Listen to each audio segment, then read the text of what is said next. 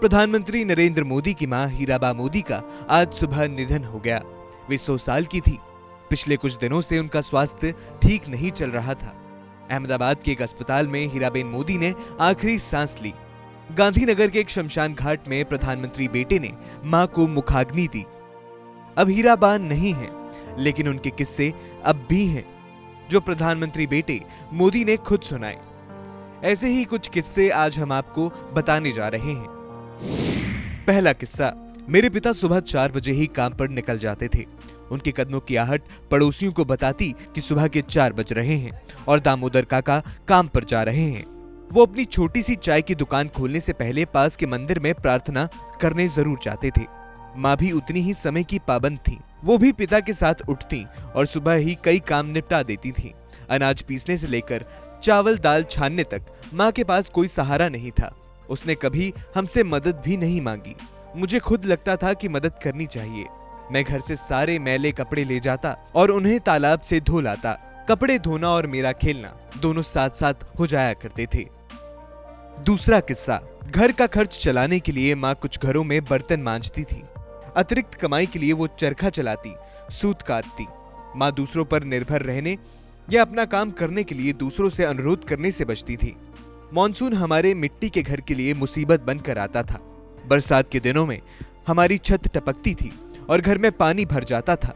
माँ बारिश के पानी को इकट्ठा करने के लिए लीकेज के नीचे बर्तन रख देती थी। इस विपरीत परिस्थिति में भी माँ सहनशीलता की प्रतीक थी। आपको जानकर हैरानी होगी कि वो अगले कुछ दिनों तक इस पानी का इस्तेमाल करती। जल संरक्षण का इससे बड़ा उदाहरण और क्या हो सकता है। तीसरा किस्सा। माँ इस बात का खास ख्याल रखती थी कि बिस्तर साफ और ठीक से बिछा हुआ हो। वो बिस्तर पर धूल का एक कण भी बर्दाश्त नहीं करती थी। हल्की सी सिलावट का मतलब था कि चादर को झाड़ा जाएगा और फिर से बिछाया जाएगा। इस आदत को लेकर भी हम काफी सावधान थे। मैं जब भी उनसे मिलने गांधीनगर जाता हूँ तो वो मुझे अपने हाथों से मिठाई खिलाती हैं और एक छोटे बच्चे की दुलारी माँ की तरह वो एक रुमाल निकालती हैं और मेरा खाना खत्म करने के बाद मेरे चेहरे को पोंछ देती हैं। वो हमेशा अपनी साड़ी में एक रुमाल या छोटा तौलिया लपेट कर रखती हैं। चौथा किस्सा। जब मैं संगठन में काम करता था, ज्यादा बिजी होने की वजह से परिवार के संपर्क में बहुत कम रह पाता था। उस दौरान मेरे बड़े भाई माँ को केदारनाथ ले गए। वहां स्थानीय लोगों को यह बात पता चल गई कि नरेंद्र मोदी की माँ आ रही हैं।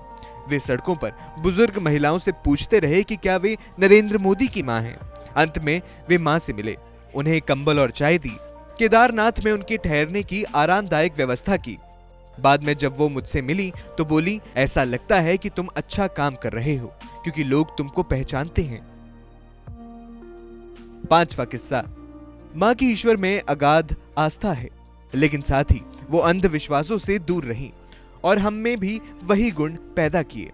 पिता की इच्छा पर एक बार हमारा परिवार पूजा के लिए नर्मदा घाट गया था। 3 घंटे का सफर था। जबरदस्त गर्मी से बचने के लिए हम सुबह सुबह ही घर से निकल गए। वहां पहुंचने के बाद कुछ दूरी पैदल ही तय करनी थी।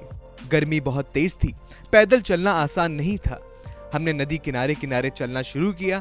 माँ ने तुरंत ही हमारी बेचैनी को देख लिया। उन्होंने पिता से कुछ देर रुकने और आराम करने को कहा। माँ ने पिता से आसपास से थोड़ा गुड़ लाने को कहा। वे दौड़ते हुए गए और किसी तरह कुछ गुड़ ले आए। गुड़ और पानी ने हमें फौरन ही ताकत दी और हम सभी दोबारा पैदल चल निकले। उस तपती धूप में पूजा के लिए जाना, माँ की सजगता और पिता का गुड़ लेकर आना, वे सब बातें मुझे आज भी याद रहती हैं।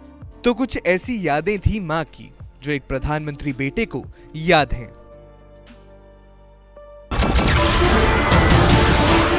नमस्कार, मैं हूं मानक गुप्ता।